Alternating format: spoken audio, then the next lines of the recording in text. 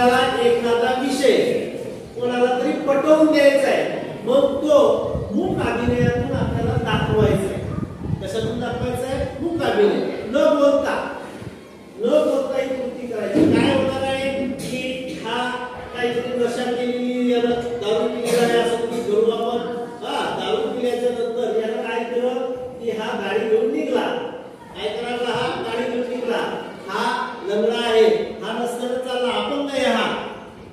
याला काय केलं, याला थोडासा असा धक्का दिला, पण हा काही पडला नाही. याचा फक्त असं बॅलन्स केलं. लक्षात आलं का? आणि हा जागेवर बसला असा. कळलं? परत हा जे दोघं जण चालू होते त्याच्या बसल्यानं, आणि हा मागून किंवा हा पुढं होता. यांना कळलं की गाडी आली म्हणून हे थोडे बाजूला झाले, पण याला कळलं का नाही. तो समोर आला आणि त्याला यांनी काय केलं, धक्का दिला. त्याचा काय झाला, ऍक्सिडेंट झाला.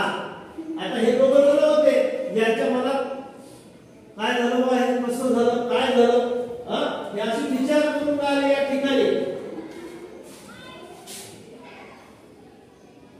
हा त्याला विचारून आला, काय करतो, लगे यांनी त्याला उचललं आणि लगे आजूबाजूला कुठं ठेवलं, इथं. आणि हे कंपाऊंडर आहे, ही काय करावी, त्याला धीर देऊन राहिली. आणि डॉक्टर आणि ही काय करणार, तपासला. लक्षात घ्या. आणि मग त्याला थोडंसं आपण ज्या पद्धतीने हे करतो, मला वाटतं मग त्याला असं बसवला, त्याला कसं वाटते, तो धप्पा टाकल. मग त्याला थोडंसं पाणी देण्याची ऍक्शन. कळलं का? पाणी द्यायचं कंपाऊंडरला, तो पाणी थोडंसं पी.